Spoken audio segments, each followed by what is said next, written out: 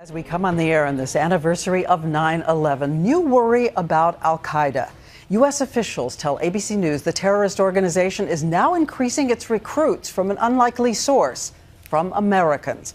More than 100 have signed on, including inside Syria.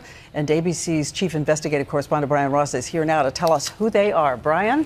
Well, Diane, U.S. law enforcement and intelligence officials tell ABC News that as many as 100 people in this country are under active surveillance tonight as potential terrorists, and that there are just as many who have left America to sign up as recruits for al-Qaeda overseas. It's a kind of American brigade.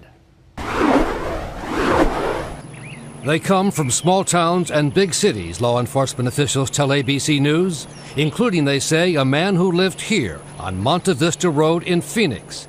30-year-old Eric Haroun was in the U.S. Army on the day of the 9/11 attacks. But this year, he became one of about a dozen Americans who authorities say are fighting in Syria with a group that has sworn allegiance to al-Qaeda, called al-Nusra. You're going down in flames. Haroun's father says his son just fell in with the wrong people. He's the furthest thing from a terrorist that there could be.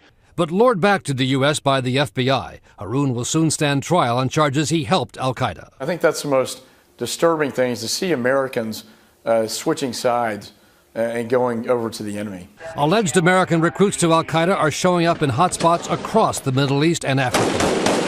At least 50 young American men, many from Minnesota, have been tracked to the al-Qaeda group fighting in Somalia. This is the real Disneyland. You need to come here and join us. It is a place where a young man from the small town of Daphne, Alabama, became a top commander, Omar Hamami. Our main objective, one of the things that we seek for in this life of ours, is to die as a martyr.